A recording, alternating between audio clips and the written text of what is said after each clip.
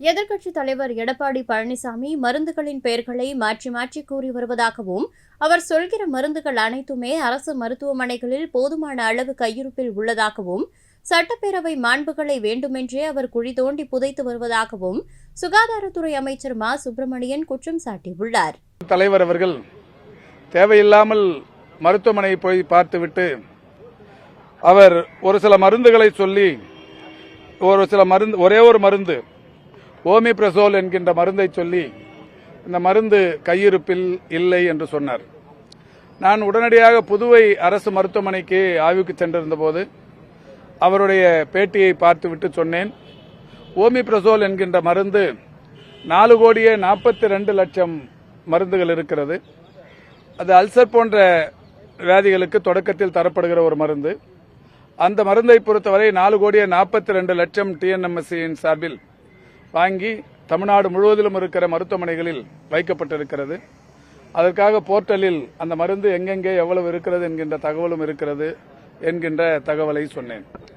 உடனடியாக அடுத்த நாள் எடப்பாடி பழனிசாமி அவர்கள் சட்டமன்றத்தை புறக்கணித்துவிட்டு சட்டமன்றத்தில் பேரவைத் தலைவர் அவருக்கு நேரமில்லா நேரத்தில் கவனஈர்ப்பு தீர்மானத்தில் பேசுவதற்குரிய வாய்ப்புகளை தந்தும் கூட புறக்கணித்துவிட்டு கேள்வி நேரத்தில் அதை எழுப்பி வேண்டுமென்றே பிரச்சனையை கிளப்பி இன்றைக்கு சட்டமன்ற மாண்புகளை குழி தோண்டி புதைத்துவிட்டு மரபுகளுக்கு இன்றைக்கு அவர் சவால் விடுகிற வகையில் வெளியில் சென்று பேட்டி அளித்துக் கொண்டிருக்கிறார்.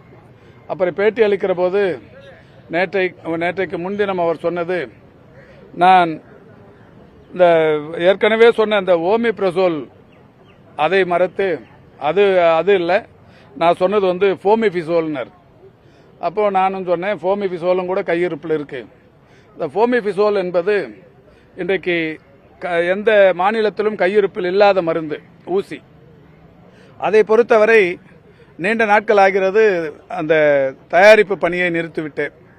ஆனாலும் கூட தமிழ்நாடு அரசு மும்பையில் ஒரே ஒரு இடத்தில் மட்டுமே விற்பனைக்கு இருந்த அந்த மருந்து வாங்கி இன்றைக்கு அதையுமே கையிருப்பில் வைத்திருக்கிறோம்.